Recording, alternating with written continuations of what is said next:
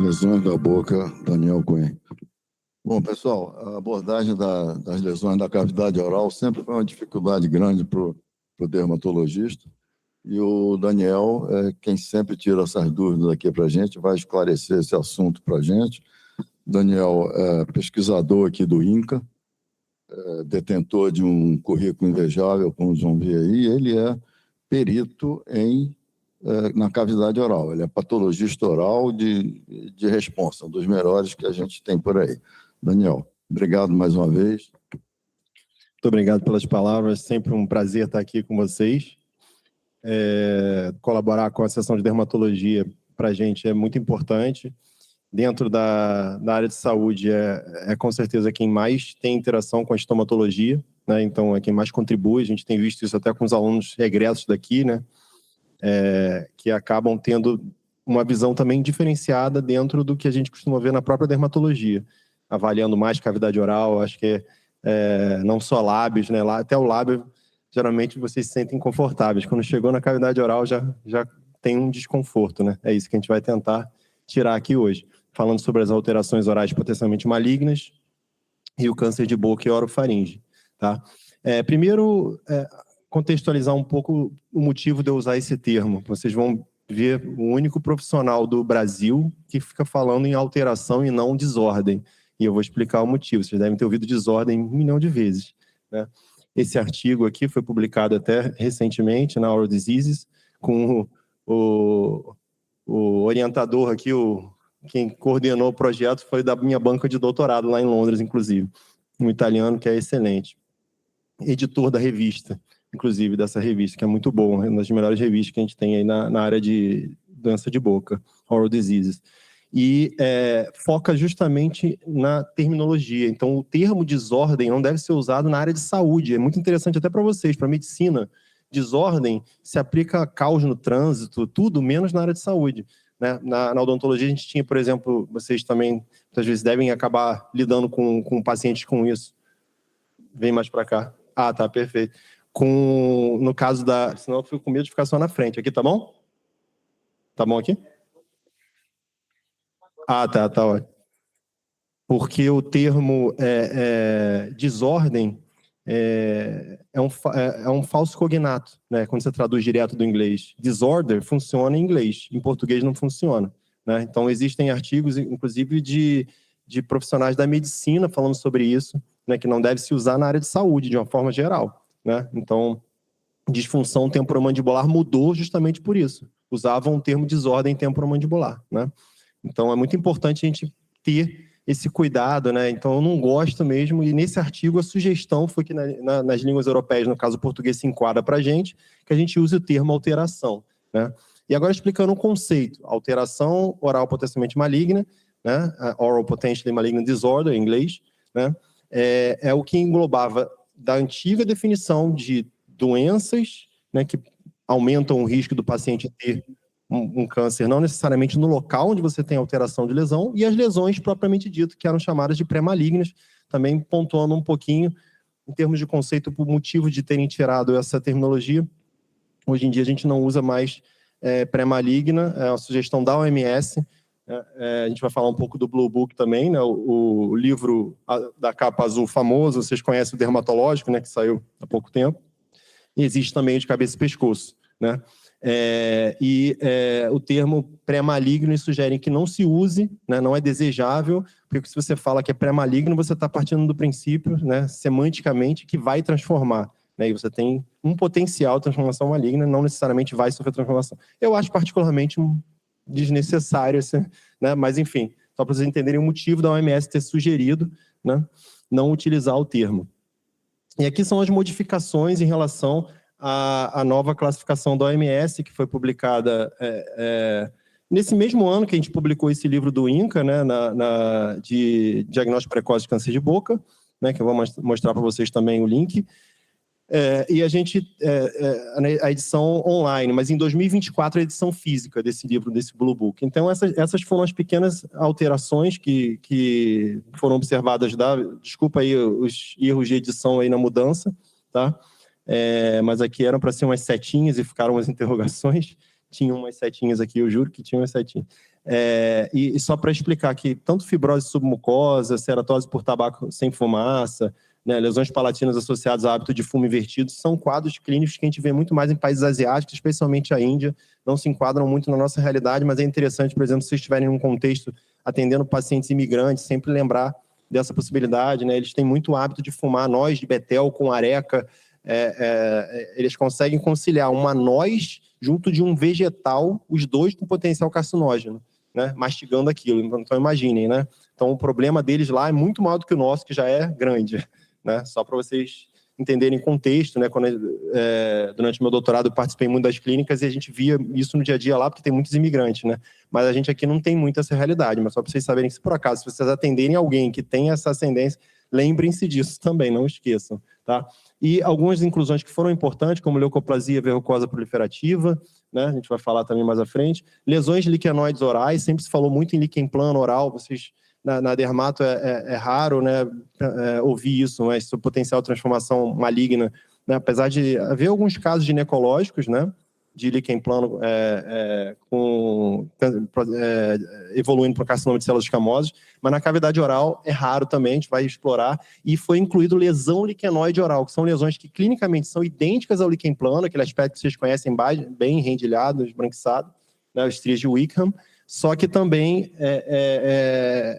só que associadas a algum material geralmente odontológico, amálgama de prata, por exemplo, é muito comum causar esse tipo de reação, é muito mais uma reação alérgica ali, né, aquele material, né, e essas lesões também têm um potencial, mas é menor ainda do que o líquen plano oral, que já é baixo, tá?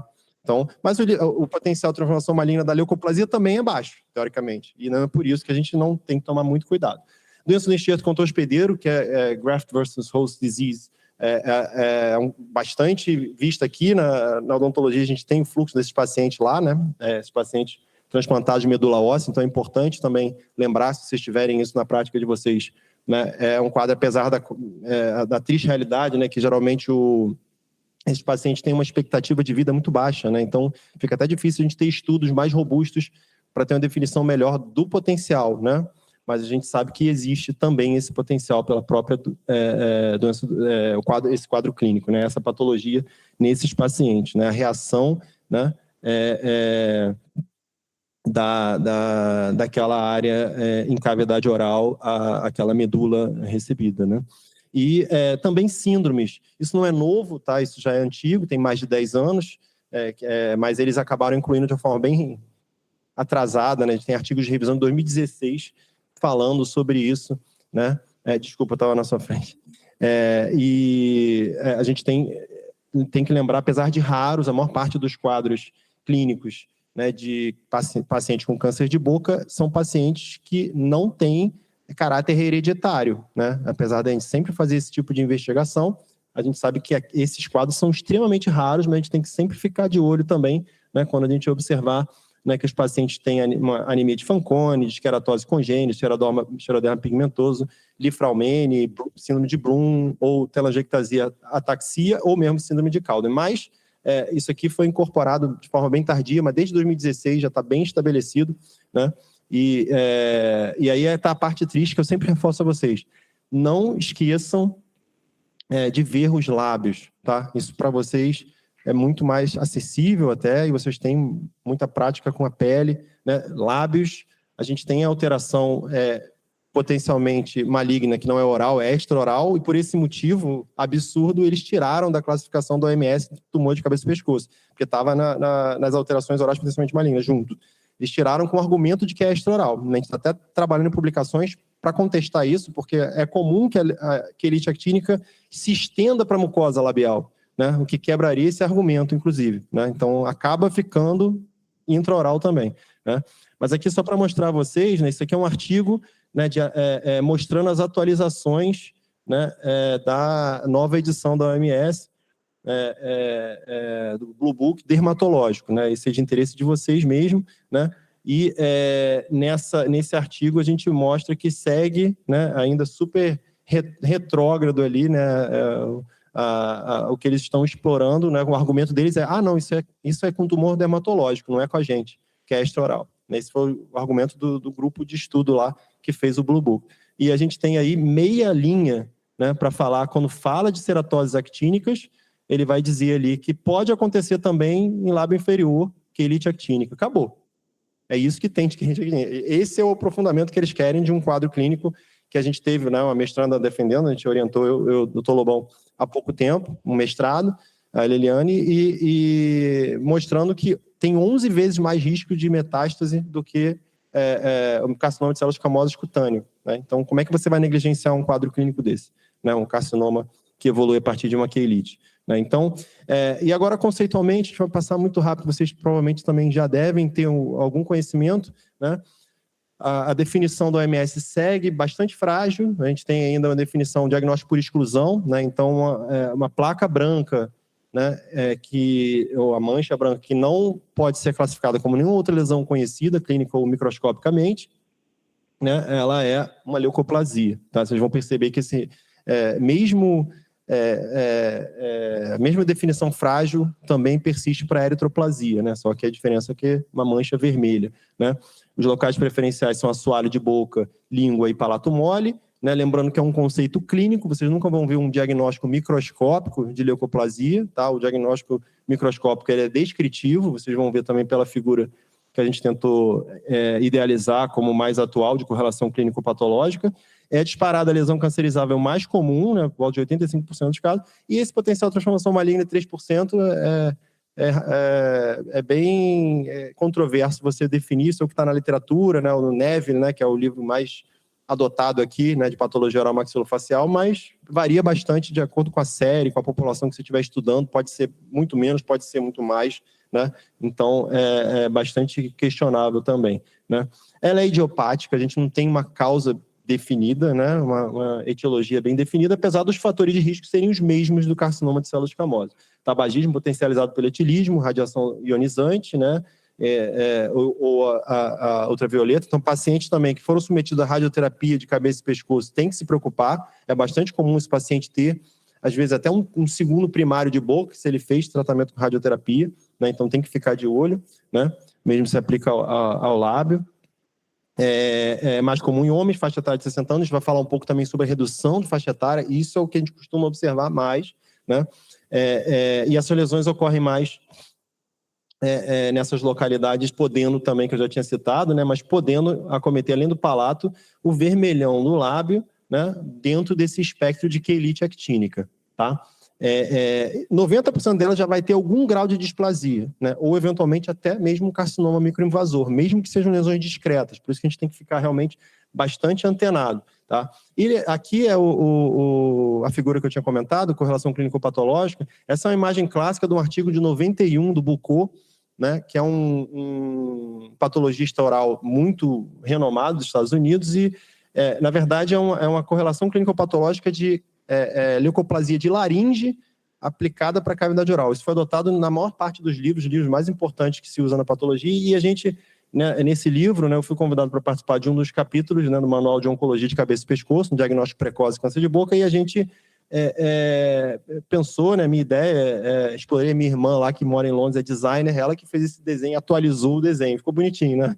E a ideia desse desenho é justamente incorporar as características, né, que têm sido publicadas mais recentemente, né, e que não estavam nessa figura, microscópicas, que podem ligar um sinal de alerta em relação à leucoplasia. Mas percebam que o diagnóstico é sempre descritivo. O diagnóstico da leucoplasia vai ser isso aqui. Por questão de tempo, a gente não vai se aprofundar muito aqui, né, mas quando você vê atrofia junto de hiperceratose, né, isso é um sinal, até em quelite actínica, isso é bastante comum, e é para ser um sinal de alerta, que tem alguma coisa que isso não é reativo, né? Não é um processo reativo, então a gente tem que ficar mais de olho, tá mais antenado. Para quem tiver interesse, esse é o QR Code do manual, né? Esse manual não é um livro caro, é um livro pequeno e é bem interessante, engloba os cuidados do paciente com câncer de cabeça e pescoço em todas as suas vertentes, né? Com abordagem interdisciplinar, né? Envolvendo todas as áreas além da medicina também, né?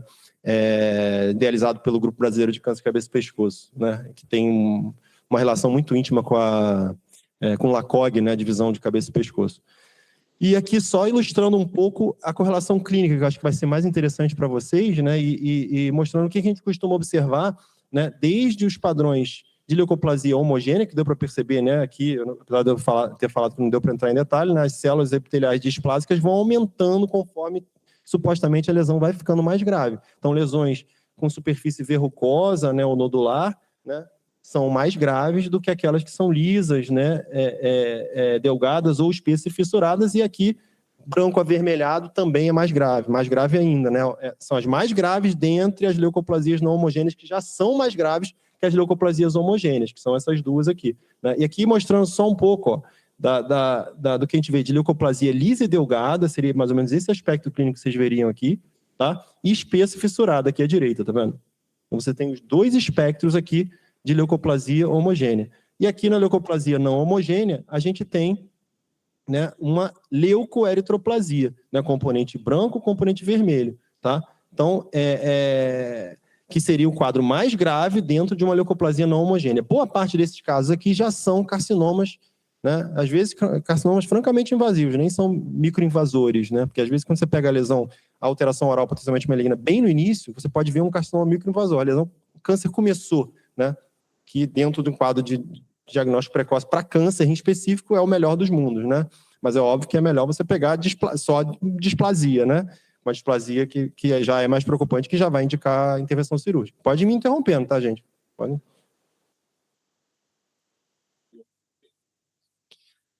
Boa pergunta. Pode ser uma evolução, mas não necessariamente. Você pode ter uma eritroplasia de novo, né? Assim como você pode ter um carcinoma de células escamosas oral de novo também, sem que tenha uma alteração oral potencialmente maligna precedendo. Então, sim, é mais grave, exatamente. A gente vai chegar lá também, isso, perfeito. A eritroplasia é mais grave, isso aí não tenha dúvida. Então, tanto que no próprio espectro, isso foi uma das pontos que eu achei que precisava de uma correção nessa figura, que a figura colocava aqui no final uma eritroplasia largada, não tinha nem microscopia, os detalhes microscópicos. Aí eu preferi colocar, se é evolução de leucoplasia, eu preferi colocar componente eritroplásico dentro de uma eritroleucoplasia, onde seria que você teria a predominância do componente vermelho sobre o branco, né? A gente geralmente usa essa terminologia. Se tiver mais componente vermelho, é eritroleucoplasia.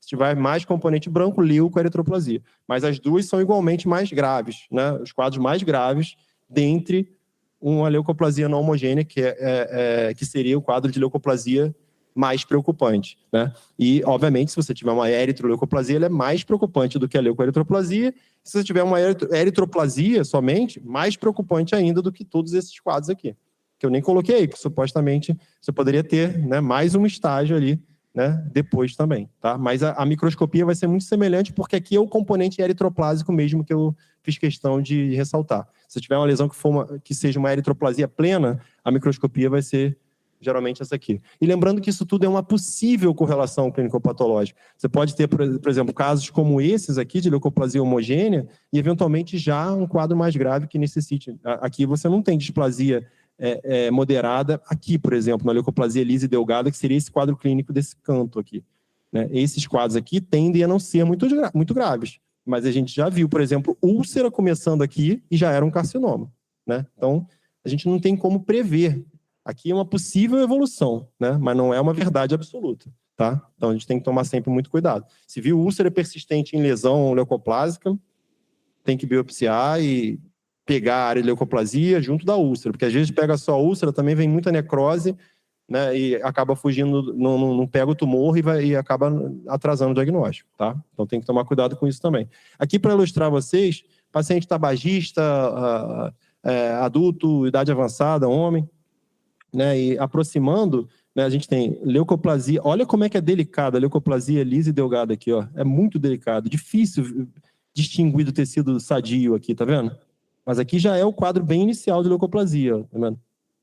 No assoalho de boca para ventre de língua. E aqui, ó, leucoplasia espessa e fissurada, ó, na periferia. Deu para ver a diferença? Então, esses quadros clínicos, a gente precisa sempre ficar atento, né? Biopsiar, fazer biópsias direcionadas, como a gente vai mencionar aqui, né? E periódicas, né? Esse paciente não pode, é o que eu sempre brinco com os pacientes, paciente que tem muita leucoplasia, né? Especialmente paciente de leucoplasia proliferativa, que é a terminologia que eu acho mais atual, que foi publicada até faz algum tempo, precisam ser acompanhados ao longo de toda a vida. Eu brinco com os pacientes, isso é um casamento, vai ter que acompanhar a vida inteira, né? porque às vezes o paciente também tem leucoplasia na boca inteira, você não vai fazer cirurgia, remover a boca inteira do paciente. Então, ele tem que ser acompanhado constantemente, tá? Preservação, então, é o termo ideal aí, né, para a gente pensar, e para ficar mais louco ainda, displasia e invasão pode supostamente ocorrer em área em que você não tem lesão. Como é que você vai prevenir algo como isso, né? É muito difícil. Então, o máximo que a gente pode fazer é o que está ao nosso alcance. Horoscopia ainda é o padrão ouro, a gente tem técnicas adjuvantes que podem auxiliar no direcionamento da biópsia, mas a decisão por biópsia ou não segue sendo horoscopia. A gente até já fez bastante uso, né, como vocês fazem dermatoscopia, né, supostamente dermatoscopia oral, né, já foi feito muito isso na UF, eu dei aula lá quase 2 anos, naquele tempo eu fiquei bastante frustrado, porque aumentar para a boca não parece ajudar tanto quanto aumentar para a pele, que ajuda tanto vocês, né.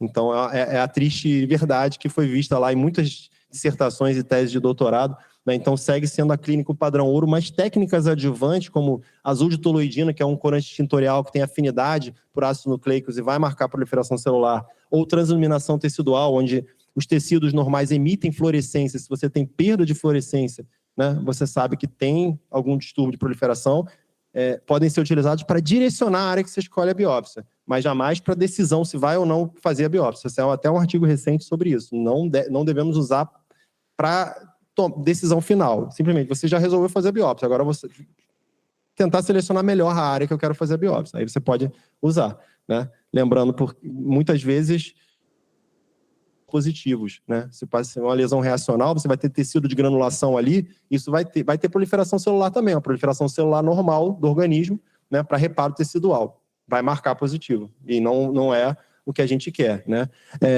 A SUC esteve conosco, já vai fazer quase 10 anos, como passa rápido o tempo, no nosso congresso aqui, né, no congresso anual da Sociedade Brasileira de Estomatologia e Patologia Oral, e ela falou isso aqui, que ficou muito marcado na minha vida, eu sempre uso, né, eu não paro de usar, mesmo já tendo feito tanto tempo, porque ela tem uma experiência brilhante, ela já chegou a fazer uma atualização antes de mim naquela figura, né? A maior parte dos artigos que eu usei e me baseei são naquela figura, inclusive, então, estão naquela figura para melhoria, né?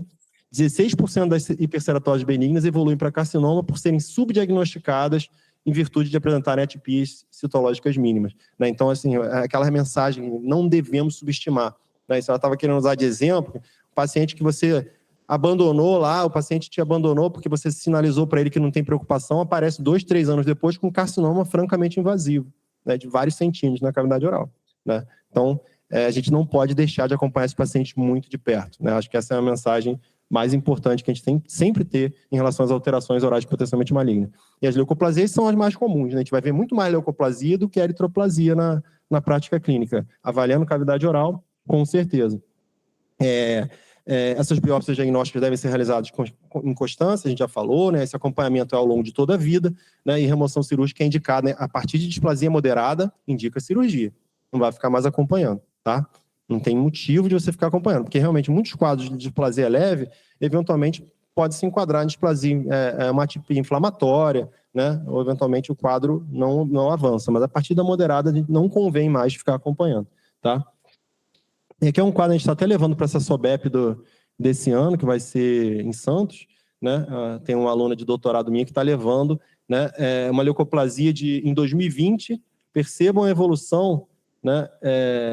O brilho não estava ajudando antes, mas olha, está envolvendo quase todo o assoalho e ventre de língua, né? Uma leucoplasia, né? Aqui é a área avermelhada normal, né? Está normocrômica, que a gente chama, mas está muito extensa essa lesão, né? E esse paciente era tabagista pesado, né? Então eu tive que apelar, ele tem um filho próximo à idade da minha filha, uns 8 anos, né? Apelando para o filho, que a gente sabe que é difícil cessação de tabagismo, né? Ele conseguiu convencê-lo, ele foi aderiu, né, ao tratamento de um pneumologista que é especialista em cessação de tabagismo e conseguiu parar de fumar. Olha a diferença, esse paciente sendo acompanhado regularmente, né? 23, né? Fez 6 anos agora, olha só, em 25. E agora, ó, olha o que sobrou, tá? Então, na literatura, né, isso é um ponto também que é muito relevante. A gente tem que trabalhar demais, né, como profissional de saúde para cessar esses fatores de risco. Porque muitas vezes, cessando o fator de risco, você acaba com um problemão.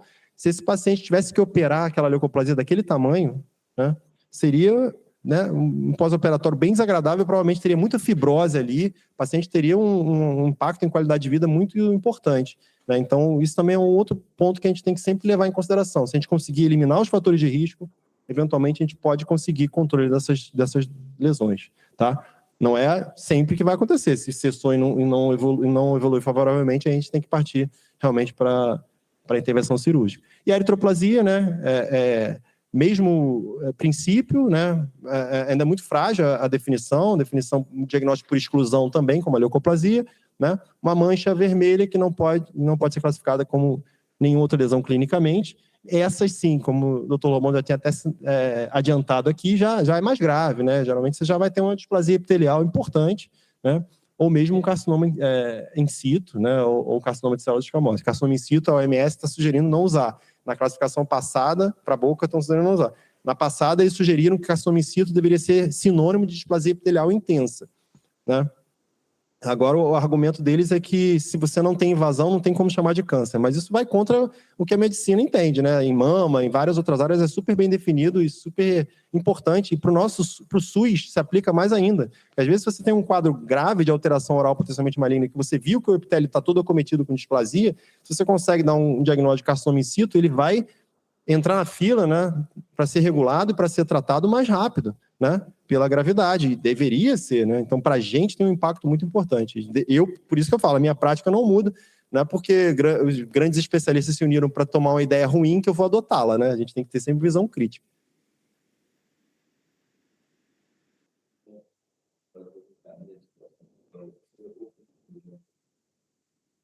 A princípio, para mim, porque a gente vai acompanhar esse paciente ao longo de toda a vida, saber se ele vai ou não precisar da cirurgia ou de outras cirurgias, né? Eventualmente. Mas se você, vamos dizer, se você já fez a biópsia, já teve o diagnóstico de carcinoma in situ, aí você pode encaminhar direto para o cabeça e pescoço. Mas se é um paciente, por exemplo, você viu leucoplasia, onde vai mandar? Quem vai ver com mais cuidado é o estomatologista. O estomatologista vai acompanhar esse paciente ao longo de toda a vida, vai ter paciência. A gente conversa muito tem muitos colegas, trabalha muito junto com cirurgiões de cabeça e pescoço e sabe como é que é o perfil. O perfil é muito raro ter um Ricardo Cruz que a gente perdeu na pandemia, né? Muito raro, né? Que via detalhe, ele conversava comigo e falava sobre lesão liquenoide. Quem vê lesão liquenoide oral na cabeça e pescoço cirurgia? Ninguém, né? Porque o cara tinha dupla formação, ele tinha feito odontologia antes, ele tinha um olhar muito cuidadoso que o cabeça e pescoço não costuma ter. Por isso que eu sempre falo, é importante também, obviamente, o cabeça e pescoço, porque ele que vai tratar, se for um carcinoma já, quem vai fazer a cirurgia com margem é ele, né? Mas se forem quadros iniciais ou quadros que requeram cuidado ao longo de toda a vida, é melhor sempre lembrar do estomatologista para que ele mantenha esse controle também, tá? Porque o controle, né, essa de ficar chamando de volta, de não perder o controle, quem vai fazer isso não é o cabeça e pescoço. O cabeça e pescoço, ele tá no volume lá de operação dele, ele operar e quando encaminharem, depois ele, né, na maior parte das vezes, né, com todo respeito a eles, são maravilhosos, mas eles não têm geralmente esse segmento. Alguns até fazem controle, dão segmento, mas o olhar mais minucioso, cuidadoso, geralmente quem tem para cavidade oral é o estomatologista, tá? Os fatores de risco são os mesmos, não vou me repetir aqui, né? Idiopático com os mesmos fatores de risco, né? Com câncer de boca, então inclui também imunossupressão crônica, né? Da mesma forma que a gente também não tinha mencionado no outro slide, né? A gente tem que sempre se preocupar, pacientes imunossuprimidos a longo prazo, né? Também devemos nos preocupar. Percebam que a faixa etária é um pouco mais elevada, né? Acima de 65 anos, até 74, na maior incidência nesses quadros de eritroplasia, né? As localizações bastante semelhantes também, né? A sólido boca, língua e palato mole, bem parecido, não é impossível acontecer em outras localidades, mas é bastante incomum, é mais incomum. Até em palato duro, às vezes, você pode ter uma eritroplasia, mas é mais raro na região anterior, né? E potencial transformação maligna já salta, né, mais de 1/4 dos casos, né? Então, quando você vê uma eritroplasia, realmente essa tem que tomar muito cuidado, tá? As lesões mistas, né, que são as leucoeritroplasias ou leucoplasias salpicadas, são aquelas que a gente viu no esquema no final. Pode perguntar.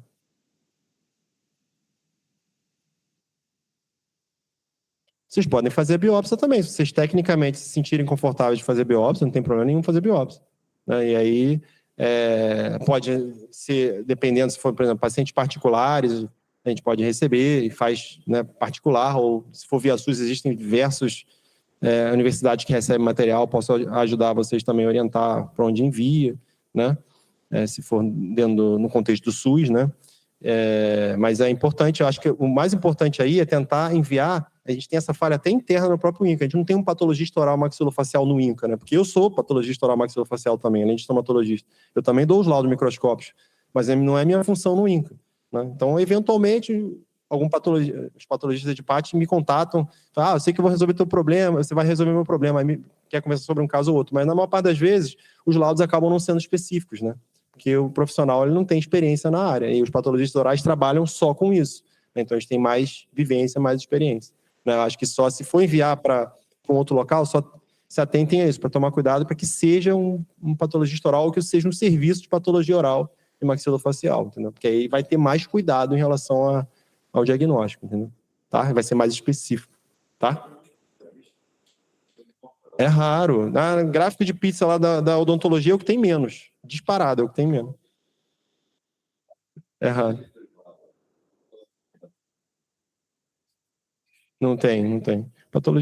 Patologia oral é uma especialidade muito acadêmica, né? Até pela procura, né, baixa né, e supostamente a remuneração também não é das mais reconhecidas como alta, né? E é raro, realmente. A maior parte dos patologistas orais, a gente trabalha em universidades, né? Em centros de pesquisa, né? Então fica muito difícil realmente você ter na prática privada é raro mesmo. Eu que sou maluco desde formado, eu trabalho com isso na parte privada porque eu sempre gostei muito. Então eu sempre recebi material de fora e além dos meus casos também, eu sempre gostei de trabalhar, né? Eu sempre brinco que a correlação clínico-patológica é importante, né? Não tem nenhum padrão ouro. O clínico fala que a clínica é soberana, o patologista fala, não, é o diagnóstico microscópico. Não tem, é a correlação clínico-patológica. Por isso que eu gosto tanto de trabalhar nas duas vias, né? Porque você tem uma compreensão muito melhor, né, das doenças dessa forma, né? Entendendo melhor, né, de uma ponta a outra, né? Então, from bad side to bench, né? Não tem aquela história em inglês, né? Não é? É mais ou menos assim, né? Você consegue ver tudo, né? Todo o trajeto, tá? Então, desde a clínica até o laboratório. Então, a maior parte das vezes são displasias, né? Aqui está até difícil visualizar, mas aqui tem uma úlcera, acreditem se quiser. A fotografia não está muito boa, mas aqui tem uma pequena úlcera. Essa foi uma que Ricardo Cruz acompanhou essa paciente, né? Era uma mulher, né? Não acontece só em homem, né? Era uma lesão que tinha, acreditem se quiser, aqui tem um componente eritroplásico, apesar de estar difícil visualizar, né? E Ricardo Cruz, antes de eu falar para ele já tinha sinalizado. Tinha uma área leucoplásica ali, né? Tinha uma área estriada ali, né? Liquenoide, né? Isso aí, doutor Ricardo, né? Foi cirúrgico. Ele viu que antes de eu falar para ele. Então é muito raro você ter esse tipo de cuidado. E era um quadro bem inicial, tanto que era uma úlcera dentro de uma lesão leucoplásica muito discreta, liquenoide, né? E já era um carcinoma, né? Então, é cirúrgico. Então, a biópsia incisional, sim. Só aquele primeiro fragmento pegando a área liquenoide, parte da úlcera, a lesão inteira não. Uma vez que fechou o carcinoma, aí Ricardo Cruz.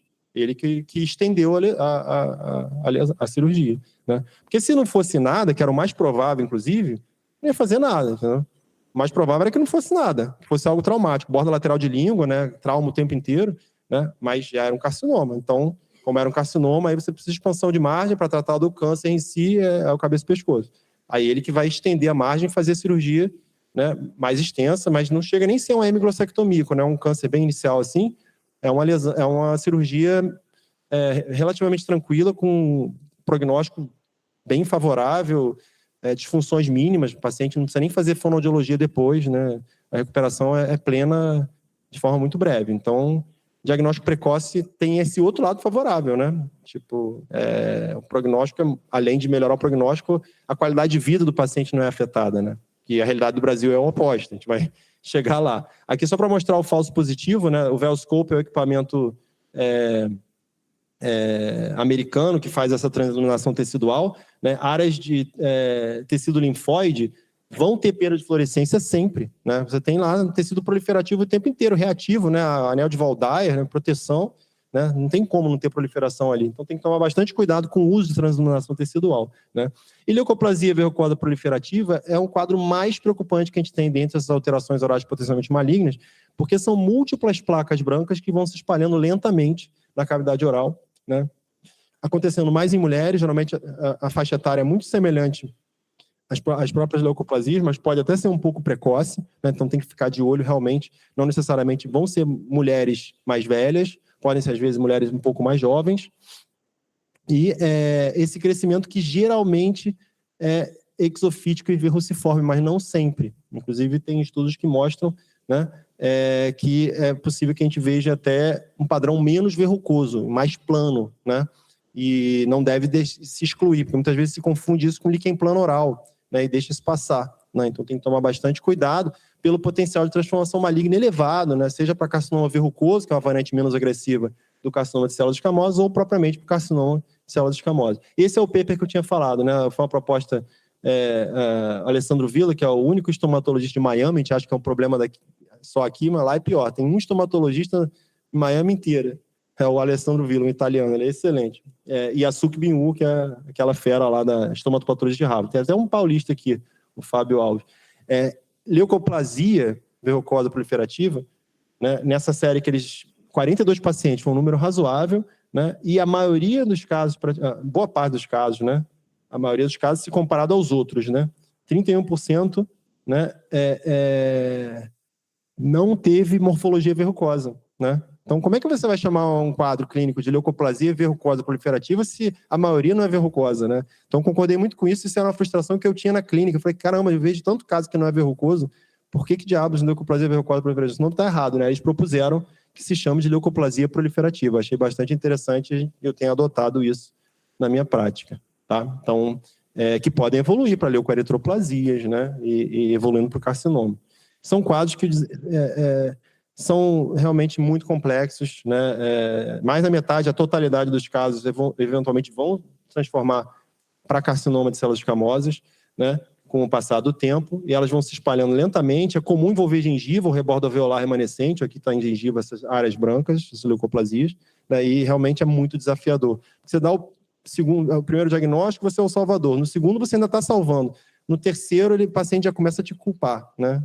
Já começa a achar que é culpa sua. Mas, infelizmente, a gente não tem o que fazer. O nosso objetivo é tentar fazer diagnósticos precoces. Não tem mais o que fazer, né, além disso.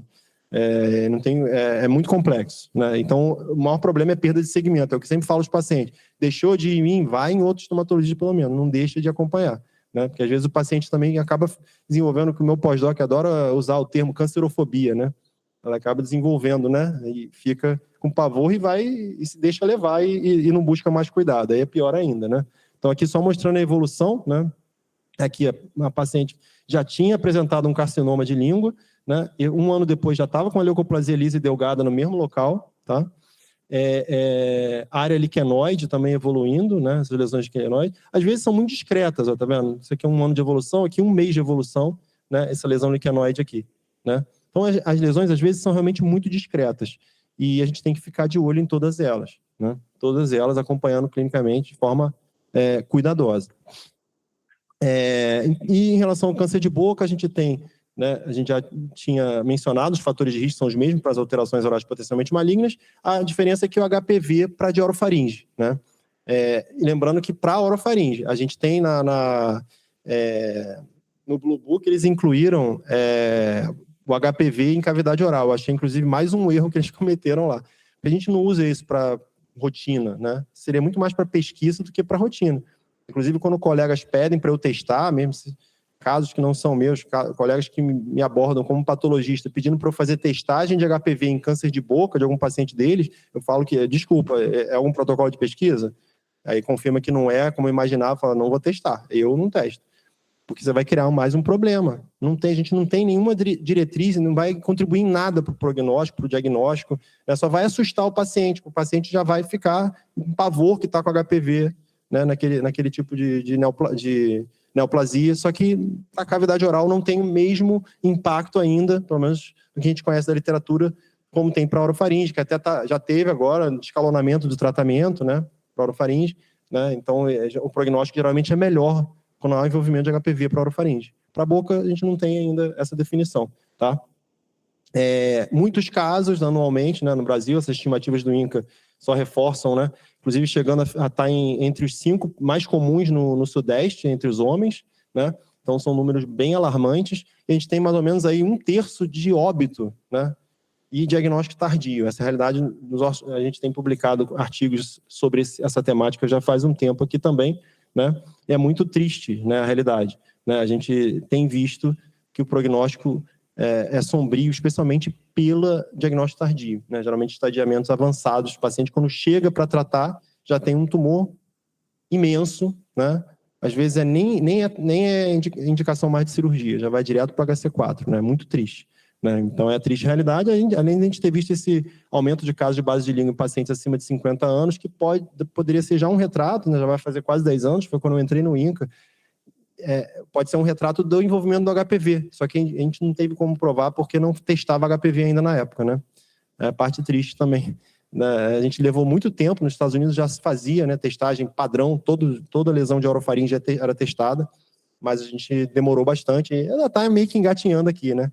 E aqui um ponto que eu preciso sinalizar a vocês, a gente tem visto um aumento também, 10 anos atrás já foi publicado um grande estudo com base de dados secundárias, né, de inúmeras localidades geográficas, né, mostrando esse aumento de câncer de boca, especialmente em mulheres jovens, tá? E brancas, às vezes, tá? Então, mais um motivo para sinalizar a vocês, não deixem de se preocupar se observarem lesões em mulheres também, às vezes até jovens, especialmente, é um cuidado que a gente tem que ter, tá?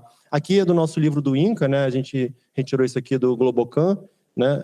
Foi o colega Arne, né, que é pesquisador daqui também, que fez essa parte do livro, mostrando que a gente está, em termos de incidência, a gente está melhor do que Estados Unidos e Canadá, por exemplo, né, e Rússia, inclusive, né? Eu tinha falado da Índia, né?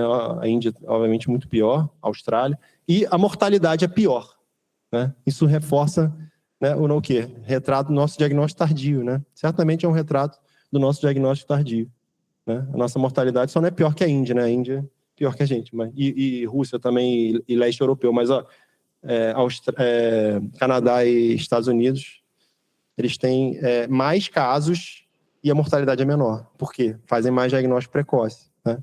Então, é o que a gente tem que mudar, né? Esse é aquele artigo que eu tinha comentado, da mudança de perfil epidemiológico. Aqui os 3 perfis, que eu vou tentar dar uma acelerada por questão de tempo. A gente tem 3 padrões epidemiológicos, né? Bem distintos em pacientes jovens com câncer de boca. Homens entre 40 e 45 anos que fumam e bebem, tem o tumor queratinizante convencional, HPV negativo. Pode ser explicado pelo narguilé, pelo cigarro eletrônico, talvez não, que seja mais recente, né, mas que já vem acontecendo há um tempo, né? Mas simplesmente a idade é um pouco precoce do que a gente costuma ver, né? Mas é o câncer de boca como a gente vê mesmo. Queratinizante convencional, né, moderadamente a bem diferenciado, né? E esse segundo grupo aqui, né, mulheres abaixo de 45 anos, ou mais, ou entre homens, desculpa, abaixo de 45 anos, ou entre 45 e 50, né, às vezes pode ser um pouquinho mais, né, como a gente viu ali no estudo da gente, né, que sugeria. Em orofaringe, que não fuma ou não bebe, ou seja, não tem os principais fatores de riscos, e tem um tumor que é não queratinizante, ele é mais basaloide, né, e ele é HPV 16 positivo, né. Então, esse aqui é aquele clássico que está associado ao HPV, que tem melhor prognóstico, boa parte das vezes é diagnosticado pela metástase loco-regional, né, já pelo linfonodo, né, infiltrado pelo tumor, essa metástase, para completar, em termos de dificuldade diagnóstica, às vezes é cística, né, e pode dificultar o patologista fechar esses quadros clínicos. Isso aí também é bem demonstrado na literatura, que é um perigo que a gente tem que sempre ficar de olho. E o quadro, né, das mulheres, né, abaixo de 40 anos, ou entre 25 e 35, em língua, sem os fatores de risco tradicionais, tumor queratinizante convencional, HPV negativo, né? Com relação ao tumor, o segundo grupo, né, HPV relacionado, né, teve uma publicação do grupo do professor Alan Roger importante, só para reforçar a vocês que isso deve ser sempre reproduzido aos pacientes, né, que sexo oral não é seguro, né, e a gente tem que ter esse cuidado sempre como fator de risco, especialmente em pacientes que têm múltiplos parceiros. Geralmente, esse é o quadro, né, que a gente costuma observar desses pacientes que têm esse tipo de tumor, né? na nossa prática, né? E aqui, só para ilustrar, todo mundo quando pensa em orofaringe, às vezes até na área de saúde, já lembra só de parede posterior da faringe, né? Parede posterior, no máximo, paredes laterais da faringe, né? Seguinte à cavidade oral. Mas não, a gente tem que lembrar que além dessas topografias, a gente tem também palato mole, tonsilas palatinas, né? Base da língua e, mais importante ainda, tonsilas linguais, né? Que é onde mais acontece esse tipo de câncer. Pelas reentrâncias, por algum motivo, parece que o HPV exerce mais o seu efeito oncogênico ali, essas reentrâncias epiteliais, onde, nas tonsilas linguais, onde a gente costuma observar esse tumor evoluindo, né? E, curiosamente, né, a dificuldade diagnóstica é ainda maior, porque esses tumores tendem a ser mais endofíticos, eles crescem para dentro dessas criptas, dessas tonsilas aqui, né? Então, por isso, inclusive, que o diagnóstico geralmente é pela metástase locorregional, tá? Mas mesmo assim tem bom prognóstico, né? Então, porque tem boa resposta aqui em rádio, que não é comum com câncer de boca, né?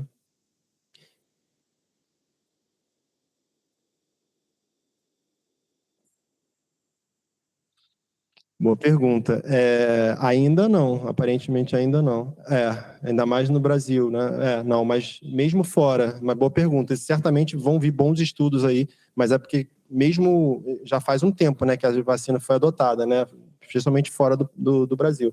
Mas eu acho que até em termos de estudos para avaliar a eficácia, eu acho que ainda está cedo, por incrível que pareça. Mas isso aí, certamente a gente vai ver uma melhora, né? Até porque os meninos foram incluídos justamente porque são quem mais são afetados na vida adulta, né? Até aqui a gente já consegue, né? Já viu essa envolvendo a bordo dos meninos também, né? Mas boa pergunta. Isso, esperemos, né? Que a gente tenha bons estudos mostrando redução. E a tendência é que isso aconteça, né? A tendência é que isso aconteça. E esse... Claro.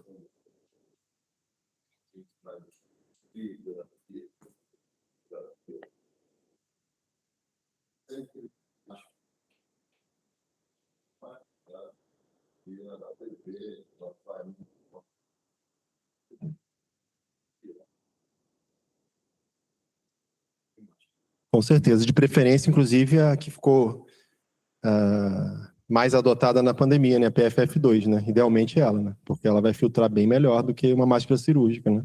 Com certeza. Acho que na prática de vocês, ainda mais vocês estão sempre pulverizando lesão associada a vírus, né? Não, ou, eventualmente outros, né? É sempre uma preocupação mesmo, um boa comentário mesmo. Esse terceiro grupo é um grupo que a gente está realmente bem preocupado com ele, porque a gente tem visto muito, a gente mostrou um caso um exemplo, aqui tem outro, né? Uma mulher, uma médica, inclusive psiquiatra, né? Menos de 40 anos, com essa lesão ulcerada em borda lateral de língua que traumatizava, né? Aí o trauma, você acaba pensando em úlcera eosinofílica, em lesão, né? Que tenha um padrão um pouco mais distinto, que tempo de evolução mais longo. Às vezes você tem lesão, e se você não cessa o trauma, ela vai realmente persistir, né? Mas era um carcinoma de células escamosas, né? Com pouco tempo de evolução. Essa paciente mora em Goiânia, e ela ficava vindo para cá o tempo todo. Aí né, com a evolução de poucos meses, né, a gente já observou, ainda diagnóstico precoce, acredite se quiser, tá? Então, isso é que mais assustador. Lesões, diagnóstico tardio, você tem que ser uma lesão maior que 2 centímetros. Né? É muita coisa, né? Então, você realmente deixar passar, e a gente tem trabalhado bastante com relação a isso, né? Tem em termos de vigilância epidemiológica, um estudo de rastreamento para minimizar, fazendo busca ativa, né? Para minimizar esse retrato. Porque na prática privada é moleza, o paciente tem condição, ele vai ficar agendando, vai deixar lá no anual marcado. Mas e no SUS, né? Essa realidade não existe, né? Esse paciente não vai e não existe nenhum serviço que faça aqui. Pelo menos no Rio de Janeiro, apesar da UFRJ estar fazendo alguma coisa, mas mais de estudo, a gente está pensando em desenvolver um programa de rastreamento mesmo, deve começar agora em agosto, tá? No INCA, eu estou aqui há quase 10 anos, não conseguia, porque a gente é um centro de atenção terciária, e não pode, né? Então, agora na universidade, a gente está conseguindo fazer isso, tá? Então, esses pacientes são muito preocupantes, a gente tem que ficar sempre de olho, tá? E não se restringir às localidades mais comuns de se observar o câncer de boca, que são bordas laterais de línguas e assoalho de boca e ventre de língua, né, ou palato mole, né, mas pensar em avaliar toda a cavidade oral. Né, eu fico super feliz, né, a Kassug fez doutorado aqui com a minha chefe, que é a chefe da divisão de pesquisa clínica, ela encaminha muito paciente, doutor Lobão nem se fala há tanto tempo, né, dermatologistas que vêm em boca, vocês se diferenciam dessa forma. O paciente passa a respeitar mais, olha, está com cuidado além, não está vendo só minha pele, está vendo minha boca também. Então, até isso. E, às vezes, eventualmente, pode não ser um caso de câncer, mas pode ser uma outra patologia que requer cuidado, né? E é muito importante que a gente sempre pense dessa forma. E o exame físico extraoral também, né? É muito comum a gente acabar esquecendo de fazer essa palpação, né, dos linfonodos crânio, maxilo, faciais. Né? Então, a gente tem até o occipital, não custa nada palpar, fazer uma palpação mais detalhada, né? E para abordar de uma forma mais completa esses pacientes. Né? O diagnóstico tardio, esse é aquele primeiro paper que eu tinha mostrado a vocês, que a gente publicou assim que chegou aqui, faz quase 10 anos agora. A maioria dos casos, estadiamento 3 e 4. Né? Isso foi na Head and Neck, que é uma boa revista também. E com aquele aumento de casos na base da língua em pacientes acima de 50 anos, né, mostrando baixos níveis de educação, né, só reforçando, né, a realidade do SUS que a gente tem, né, a triste realidade do SUS, né, e o que reforça mais essas linhas que a gente tem trabalhado bastante, que é de linhas de literação em saúde, né, de educação em saúde, alfabetização em saúde, né, a gente tem tentado também trabalhar isso no escopo desse projeto de rastreamento. Né? E aqui, para não esquecer, para vocês não esquecerem, né, a gente tem essa hipótese, que as lesões de líquen plano oral, na maioria das vezes, realmente não sofrem transformação maligna. Né? Mas a gente vai muito contra, né? Mostrei tanto a Suk, exaltei tanto a Suk Bin-Woo, que é a baita estomatologista de Harvard, mas eles têm a concepção errônea, na minha opinião, nos Estados Unidos, boa parte dos profissionais, que líquen plano é uma lesão alérgica. Vocês, como dermatologistas, vão surtar ouvindo algo como isso, né? Imagino. Então, ser alérgico é lesão liquenoide oral, tá lá, tem a descrição, né? É diferente, né? Então, líquen plano oral é uma doença imunologicamente mediada. Então, e na cavidade oral, a gente observa paciente que tem líquen plano que, eventualmente, em um intervalo de 10 anos, vão acabar apresentando um tumor, né? E, às vezes, sem os fatores de risco tradicionais. Não tem como não pensar que isso explica aquela doença, né? Não tem como não pensar. Né? Até dentro do conceito que vocês já conhecem bem de cancerização de campo, né? Então, é muito esquisito, né? Então, no mínimo esquisito. E a gente tem estudado bastante isso, a gente publicou um artigo em uma revista importante também do grupo Nature, falando sobre isso, sobre o compartilhamento, né, de assinaturas oncogênicas chaves, especialmente entre o carcinoma de células escamosas inicial e o líquen plano oral. Né? E a gente tem tentado dar atenção a essa linha de pesquisa aqui no INCA especial. Né? A quelite actínica, radiação ultravioleta, fator de risco principal, né? Homens brancos, né? Obviamente, quanto mais baixo o fototipo, vocês sabem isso muito bem, maior o risco, né? Vermelhão de lábio, exclusivamente, tendem a ter evolução lenta, verdade. Comparado com cavidade oral, ele é mais indolente, né? Esse termo que se usa muito, né? Que é sinônimo de vagabundo, né? Então, realmente, ele é um câncer que, comparado com o da boca, ele é muito menos grave, na maior parte das vezes. Mas, comparado com o de pele mesmo, ele já é muito pior, né? Então, a gente tem que tomar bastante cuidado com o lábio e vocês podem ter um papel muito importante nisso, tá? Até com a dermatoscopia, a gente teve a Liliane defendendo há pouco tempo uma dissertação, né, explorando dermatoscopia em vermelhão de lábio. É uma linha que a gente tem a intenção de dar continuidade, mas depende de vocês, porque os alunos de lá geralmente não vão dar esse segmento, vai ter que ser com a dermatologia. Quem tiver interesse, com certeza, está mais convidado para a gente conversar, tá? E a gente tem essa classificação aqui, clínica, que foi proposta também já faz quase 10 anos, né? Onde a gente tem 4 graus de evolução da quelite actínica. O inicial, somente ressecamento, né, e descamação, né, do vermelhão, já como efeito de fotodano bem precoce, né? O grau 2, você já tem o apagamento da comunicação do vermelhão do lábio com a pele, né? A comunicação fica indefinida, a gente não consegue saber muito bem onde começa um e termina o outro, né? Além de áreas de pigmentação. Esse apagamento muitas vezes se chama epidermização do lábio, não sei se já ouviram esse termo também. Tá?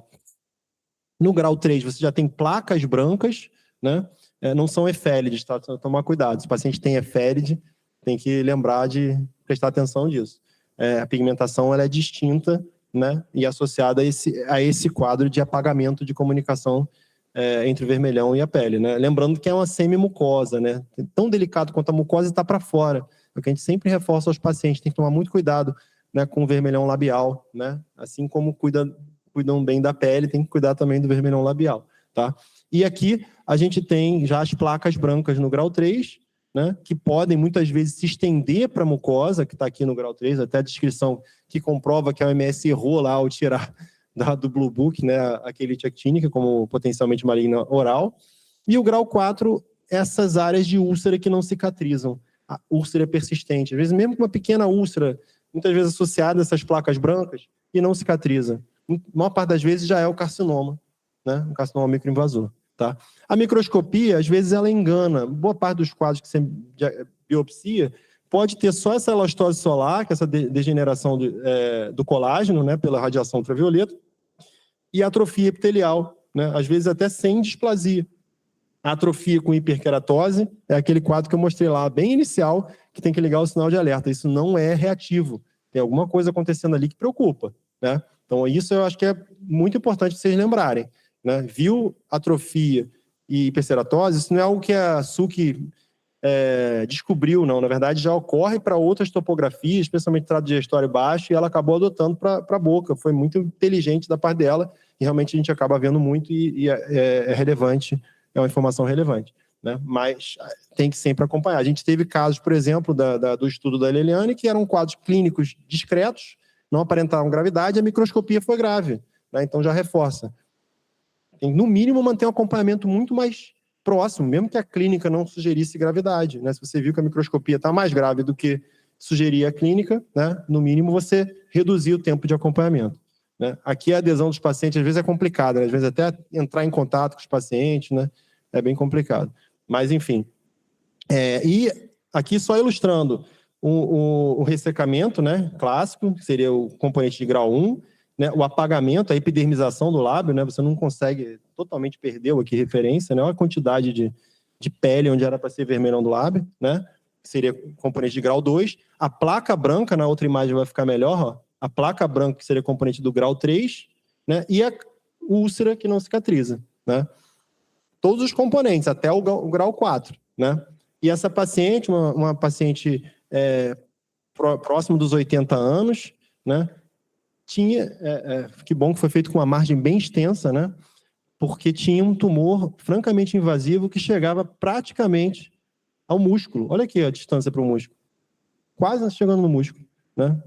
Inclusive com comedonecrose, que é necrose no interior das ilhas tumorais, que é extremamente incomum observar em câncer de boca ou lábio, né? Então, apesar de ser, aqui, até ilustrando o que a gente tanto falou aqui, ó, era queratinizante convencional, ó.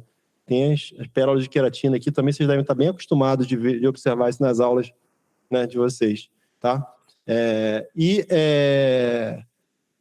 lembrando, eventualmente, a transiluminação tecidual ela pode realmente ser útil na hora da avaliação, né, na perda de fluorescência, mas não deve ser utilizada como ferramenta única, né? Ela deve ser como uma técnica adjuvante, né? Não deve ser tomada como padrão ouro, jamais. E, para completar, né, isso é um problema também grave, a gente tem estudado bastante câncer de gengiva aqui no INCA, né, ou rebordo alveolar remanescente, né, tende a ser ainda pior, porque você tem osso direto, né, então, inclusive, quando tem invasão de osso, você já tem escalonamento do estadiamento na hora, mesmo que seja superficial, né, então, o osso é muito vascularizado, você quase não tem tecido ali conjuntivo propriamente dito, para esse tumor avançar, né? Então ele já vai direto no osso, né? Então, câncer de gengiva, isso dentro da realidade odontológica é pior ainda, né? Porque acabam que ficam tratando como inflamatório na prepotência do clínico, manipulando lesão e não mandando para patologia. Eu sei que esse problema vocês não têm, né? Vocês sempre mandam material para patologia, né? Então, isso é algo que para a gente é assustador, porque ele pode realmente simular uma doença periodontal. Então, se atentem a isso também. Esse quadro clínico em específico aqui, então, era um tumor, né, que inclusive já nem tinha mais, não era mais queratinizante convencional, né, e com uma patologia terrível, muita figura de mitose, né, muito grave, né. E outro exemplo, às vezes está associado a implantes também, implantes dentários, implantes, eu acho, integrados, né, onde você tem até perda óssea, que possivelmente já é invasão do tumor, né? Essa perda óssea aqui, ó. E, às vezes, para atrapalhar um pouco mais, eu não sei se aqui vai dar para ver, mas tem uns focos radiopacos aqui em cima, acho que não sei se cortou, né? Mas tinha uns focos radiopacos ali em cima que na microscopia foram vistos como calcificação distrófica aqui. Calcificação associada a esse processo inflamatório, que além do tumor, tinha muita inflamação, né? E geralmente isso fala bem em termos de prognóstico, quando tem inflamação, porque aí você faz testagem para PD1, muitas vezes é até candidato a imunoterapia, né? O paciente vai ter boa resposta à imunoterapia. Então, mas era um carcinoma de células escamosas mais indiferenciado, apesar de ser queratinizante ainda, né? Já tinha uma patologia bastante preocupante. Olha a quantidade de figura de mitose, né? Olha a quantidade, todas marcadas nas setas, né? Então, era um tumor que tinha um grau de proliferação muito elevado, né? E dando a impressão na clínica, até simulando ali como se fosse uma lesão reacional, um fibroma ossificante periférico, né, que tinha foco de calcificação. Isso também é muito comum na boca. A gente pode ver tanto quadro clínico que preocupa, né? Então a gente não pode subestimar nada, né? E aproveitando para abordar também, que obviamente é de interesse de vocês como médicos, a gente fala um pouquinho de câncer das glândulas salivares, né? Foi tema do meu pós-doc que eu fiz aqui, eu fiz 3 anos na UFRJ, depois 1 ano aqui, e a gente publicou na Oral Diseases, naquela revista que eu tinha comentado que é muito boa, esse artigo sobre epidemiologia, só que focado no câncer de glândula salivar maior, tá? Porque a gente não conseguia esses dados de glândula salivar menor, né? Apesar de a gente ilustrar a importância também de a gente tomar esse cuidado. A maior parte das vezes é na parótida, né? A maior parte desses casos é na parótida, mas o lado favorável, lado bom, né? A maior parte dos casos, por mais que sejam de estadiamento tardio, né? 4, inclusive, a maioria deles responde ao tratamento, né? Seja o tratamento radioterápico ou cirúrgico. Então, pelo menos, né? É bem diferente da realidade, por exemplo, de um câncer de boca, né? É bem diferente. Então, isso é menos mal. Mesmo com diagnóstico tardio, e aqui é até mais complexo, né? Porque você tem um tumor se desenvolvendo na glândula salivar, até ele exteriorizar, né? Vai levar um tempo, né? Então, realmente, ele não vem da superfície. É muito mais difícil, realmente, fechar o diagnóstico. Aqui é até mais desafiador. Não tem como você estabelecer uma rotina de diagnóstico precoce. E aqui, para ilustrar a vocês, o que a gente costuma ver de desafio na boca, né? Nas glândulas salivares menores. Trígono retromolar, essa região aqui, um triângulozinho, que é atrás do último molar, né? Que se continua com a mucosa jugal aqui, tá até uns grânulos de Fordyce aqui, ó, glândula sebácea fora do lugar. Essa localidade é a única que foge da regra de probabilidade para câncer de origem em glândula salivar na boca. As neoplasias, né? Quando você pensa em neoplasia na boca de glândula salivar menor, é 50-50, né? Metade é benigna, metade é maligna. Aqui você tem um risco maior de ser maligna, né? Então, tinha plano de clivagem, reforçado pelo exame de imagem, e a microscopia mostrou um carcinoma epidermoide de baixo grau. A suspeita do clínico que encaminhou era de mucocélia, era de uma lesão, né, reacional de origem glândula salivar, né? E a lesão era um câncer, né? Esse paciente vem sendo acompanhado há muitos anos, está bem, né? Mas a gente tem que sempre tomar bastante cuidado, né? Não vou entrar em detalhe aqui também por questão do tempo, né? Mas e o melanoma de mucosa, a gente sempre tem que se preocupar também, né? A gente publicou essa revisão também, né, já faz bastante tempo, né? Pouco tempo de eu começar a trabalhar aqui, né? Reforçando já as direções futuras que a gente tem visto cada vez mais, estudos, né, da possibilidade de uso de imunoterapia ou terapia alvo molecular para esses quadros. São doenças graves, vocês já sabem, né, que o prognóstico é muito pior do que o melanoma, né, que vocês observam cutâneo, né? E tem essa característica de envolver pacientes com idade mais avançada, geralmente 5ª a 7ª década de vida, né? Principalmente homens, e envolver principalmente mucosa palatina, gengival ou labial, né? Dando o contexto que surge, né, a partir de uma lesão melanocítica displásica que se assemelha muito ao melanoma lentiginoso acral, as lesões que vocês observam em extremidades, né? E são lesões que, na maior parte das vezes, têm mais de 1 centímetro, são pigmentadas com bordos regulares. Vocês trabalham bastante isso, né? O sistema BCDE, né?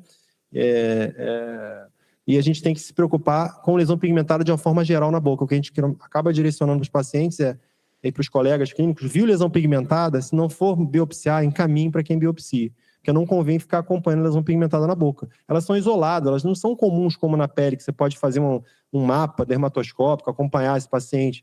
Né? Elas são isoladas, não tem sentido você ficar acompanhando, né? Até porque eu já tive das piores experiências, né, de dentista enterrando, acontece muito em gengiva. Às vezes, dentista enterrando a área que tinha lesão pigmentada, que estava sendo acompanhado, a gente nunca vai saber. Imagina se fosse um nevo, né? Que pode acontecer também na boca, né?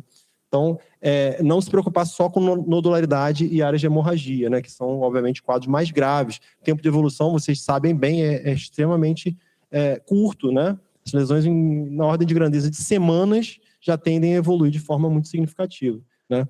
Felizmente, a maior parte dos diagnósticos diferenciais, se vocês tiverem interesse, tem um protocolo clínico das lesões pigmentadas de cavidade oral que eu escrevi, que envolve todas as doenças metabólicas também, né? Quadros reativos, né? Melanose fisiológica, enfim, todos os quadros de diagnóstico diferencial. E, felizmente, a maior parte dos casos são realmente mácula melanótica oral ou labial, né? Que são esses quadros aqui, tem até a dermatoscopia, né? Que foi feita pela minha esposa, que está aqui de coautora, né? E os diagnósticos diferenciais, né? Como tatuagem por amálgama. É essa que provavelmente foi enterrada lá que eu falei, né? Você fica acompanhando a lesão por anos e anos e anos. Aí vem um infeliz, enterra a lesão ali, né? Isso porque a paciente era esclarecida, de alta executiva, diretora da Globo, aposentada, estava calma, na vida calma e tal. Ela esqueceu, o cara fez o implante no lugar e enterrou a lesão. Eu sempre uso de exemplo para falar, não acompanhe lesão pigmentada isolada na boca, biopsia logo. Porque às vezes o paciente fica querendo te convencer, não, posso vir aqui, posso ficar vindo aqui sempre? Pode. Aí você acaba cedendo, né? Mas agora eu não cedo mais não, tem que biopsiar, não vai ficar acompanhando não. Tá? Então, esse artigo que a gente publicou, né, também na revista do Grupo Nature, né, ele mostrou uma realidade muito assustadora no Brasil, né, que o melanoma de mucosas, quando está localizado no lábio, cavidade oral ou faringe, ele tem pelo menos 2 vezes mais risco de morte precoce. Né? Então, isso foi bastante assustador quando comparado com o padrão de referência. Então, só reforça a importância. Viu lesão pigmentada na boca? Né? A gente fez uma avaliação, isso aqui é de Brasil, tá, gente? Não é só do INCA, não, é Brasil. Né? Então, foi um estudo bastante robusto e um resultado bastante preocupante do nosso ponto de vista estomatológico, né? A maioria são essas, né? Mas não é sempre que a gente vai ver, né? Essas. Tá? Então, a gente tem que sempre ficar de olho. E o que eu sempre falo a vocês, né? Para tomar bastante cuidado com o relato de caso. É óbvio que é importante, tem sua relevância, né? Mas a gente teve esse artigo na literatura, que a gente tem um clube... sou responsável por uma disciplina na residência e clube de revista, né? Que para estimular os alunos, né, os residentes, a leitura científica, e próprio staff lá da Odonto. Mas a gente tem uma reunião semanal com os alunos e a gente bota os alunos sempre para comentar algum artigo. O ideal é que fale dos projetos dele. Às vezes comentam um artigo ou outro. Aí levaram esse artigo lá, me mostraram esse artigo. Eu falei, gente, pelo amor de Deus, transformação maligna de um papiloma escamoso. Relato de caso. Revista, aí grupo Elsevier. Pra vocês terem ideia, é uma revista com fator de impacto, indexada no PubMed. Revista de relato de caso que ousa ter fator de impacto é incomum, porque geralmente eles argumentam que, como é de relato de caso, não tem motivo de ter essa métrica. Então, a revista é respeitada. Publica essa porcaria aqui, gente, com todo respeito. Onde é que isso aqui vai ser chamado de um papiloma escamoso? Está escrito no relato de caso que isso aqui é um papiloma escamoso. No momento do diagnóstico, que eles viram isso aqui, o clínico suspeitar de um papiloma escamoso com essa característica clínica é assustador. Além da imagem estar ruim, né? A imagem está bem ruim também. Eu nem aumentei, porque senão fica pior ainda, tá? Então, é uma leucoplasia verrucosa, né? Como vocês viram lá. Seria o quê? Um estágio inicial de uma leucoplasia não homogênea. Já seria um quadro muito grave. Provavelmente, inclusive, um carcinoma já desenvolvendo, ou um carcinoma verrucoso. Porque olha aqui essas áreas avermelhadas aqui posteriores, tá vendo? Então, mesmo com a imagem ruim, dá para ter uma ideia de que é um quadro bem grave, né? E eles chamaram de papiloma escamoso. Se você pega uma área mais superficial, uma área com projeção mais de superfície, que isso vai acontecer. Aí você pode dar a falsa ideia, porque foi uma conjunção de fatores. Um clínico com a ideia surreal e um patologista que corroborou com a ideia surreal do clínico, né? Porque o patologista lançar um laudo como esse, né? Se o cara fez a descrição clínica adequada, realmente é assustador. Aí só reforçando, né? Isso aqui é da literatura, um papiloma convencional, né? Aquele mais clássico. Vocês veem muito em pele também, né?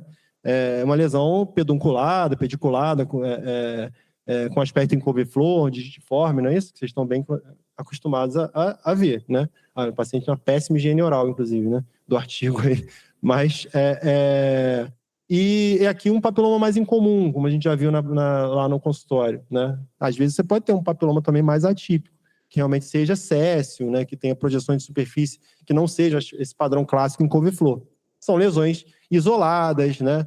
Quando você vê, você pode até ver múltiplas lesões, especialmente paciente HIV positivo, paciente imunossuprimidos, né? Pode ver múltiplas lesões de papiloma, mas uma lesão extensa como essa, pensar num papiloma, vocês concordam que é uma bizarrice? Então, assim, tentem sempre tomar muito cuidado, ter uma visão muito crítica com a literatura, né? E quando o aluno trouxe o artigo, né? Ele trouxe todo empolgado, porque a revista é boa, né? Eu falei, mas cadê a sua visão crítica? Você concorda com o que está escrito aí? Você acha que você tem cara de papiloma? Né? Então, eu acho que é muito importante, né? E só reforçando aí vocês um pouco da literatura, esse livro está disponível gratuitamente, é o livro que eu não participei da organização, mas eu fui convidado para ser um dos autores, né? É o livro Diagnóstico Precoce de Câncer de Boca, que foi publicado em 2022, e foi um pouco antes da classificação do OMS ser lançada, mesmo online, então, infelizmente, ele não está atualizado em termos da classificação do OMS, que eu passei aqui para vocês hoje, já atualizada, né? Mas é um livro bastante interessante, fala bastante de diagnóstico diferencial, né? E aqui só para reforçar, estava até pensando hoje, Lobão,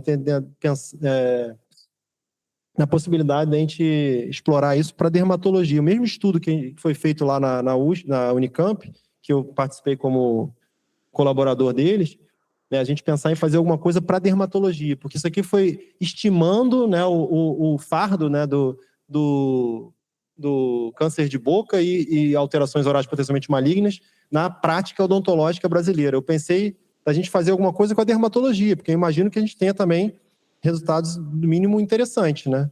É bem incomum que um dermatologista se preocupe com a boca, né? Geralmente ele tem tanta pele para ver, né? Que acaba fazendo pouco para a boca, né? E eu acho que seria interessante a gente avaliar. Mas isso aqui é um pouco assustador, porque olhem, né? A maior parte dos dentistas que a gente conhece falam que nunca viram uma leucoplasia na vida. E aqui, né, nesse estudo, foi verificado que é estimado numa carreira de 35 anos que tem uma média do dentista vendo 2 ou 3 casos de câncer de boca, ok, pouco, né? E realmente o cara pode falar que nunca viu, né? 675 casos. Se dizer que nunca viu, aí o pessoal até brinca, né? Ele nunca viu, mas a leucoplasia, a eritroplasia estão olhando para ele, com certeza, né? Ele que não está prestando atenção, né? Então é muito importante a gente reforçar esse cuidado, né? A gente tem trabalhado muito também com autoexame, a gente tem tentado desenvolver, isso foi publicado, vai até ser lançado agora a edição temática por causa do Júlio Verde, né? Da revista científica do INCA. A gente publicou esse artigo nessa edição temática, e que é uma prévia de um artigo maior que a gente enviou para uma revista de educação em câncer, né? E tentando explicar aqui, justificar por que o autoexame oral ainda não é recomendado para detecção de alteração oral potencialmente maligna e câncer de boca, né? E simplesmente por falta de padronização, metodologia inadequada. A gente tem tentado ajustar isso para que a gente efetivamente consiga utilizar essa ferramenta que pode ser de extrema valia, né? E aqui só mostrando, né, o que a gente espera, né? Que a nossa maior missão como profissional de saúde é o diagnóstico precoce de câncer de boca. E se você tem o diagnóstico precoce, o máximo que você vai ter de sequela, né, é a fibrose, né? Então, sequelas mínimas é o que a gente busca. Se você consegue diagnóstico precoce, você consegue esse tipo de sequela mínima. Se for diagnóstico tardio, como é a realidade brasileira, infelizmente, o paciente vai ter uma qualidade de vida terrível, né? E realmente não é o que a gente busca, né? Então, agradecer aí vocês o tempo, desculpa pelo atraso e por ter me alongado um pouco. Estou aberto a perguntas também. Boa pergunta. Boa pergunta.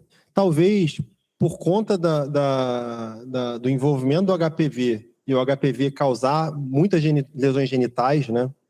Talvez seja mais nesse sentido, né? Que seja um reservatório. Saliva? Para o contato boca a boca? Eu particularmente acredito que sim, né? Você tem até a própria produção de IgA, né? que é praticamente exclusivo de saliva, né? Mas acredito que sim, que possa dar algum componente de proteção. Agora, não sei até que grau, né? E o que a literatura mostra, até pelos quadros. Isso é ciência mesmo, né? Os pacientes que costumam ter câncer de boca, esses homens com a idade um pouco precoce, que têm um câncer de orofaringe, geralmente são homossexuais e têm múltiplos parceiros, né? Então, isso já reforça um pouco esse risco aumentado que ele vai ter de contrair, né, a neoplasia.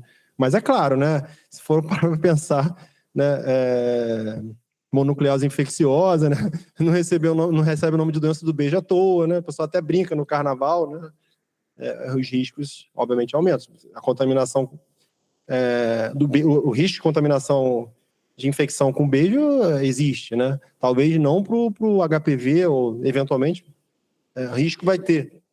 Não, pode ser que sim, mas a literatura não indica que não, pelo menos não haja essa. Não sei, pode ser. Né, o cara que tem múltiplos parceiros, ele provavelmente tem múltiplos parceiros que também trocou saliva ali, que beijou, né? Mas é o que a literatura mostra, né? Muito menos, sim.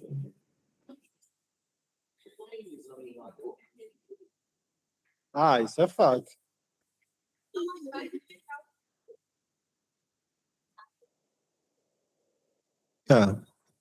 Isso é. Não, mas é um questionamento interessante. Seria uma boa ideia para uma revisão sistemática, um estudo aí para tentar explorar, mas não deve ter, a gente pode até buscar, mas não deve ter. É uma pergunta interessante, um questionamento interessante. Alguém tem mais alguma dúvida, gente? Eu que agradeço. Obrigado, gente. Se tiverem... se quiserem, meu e-mail está aí, o Instagram também, se quiserem acompanhar. E geralmente na rede social eu só uso para profissional mesmo, então eu mostro o que eu estou fazendo. Vai ser um prazer continuar tendo troca aí com vocês na Dermato. É sempre um prazer estar aqui, gente. Obrigado a você.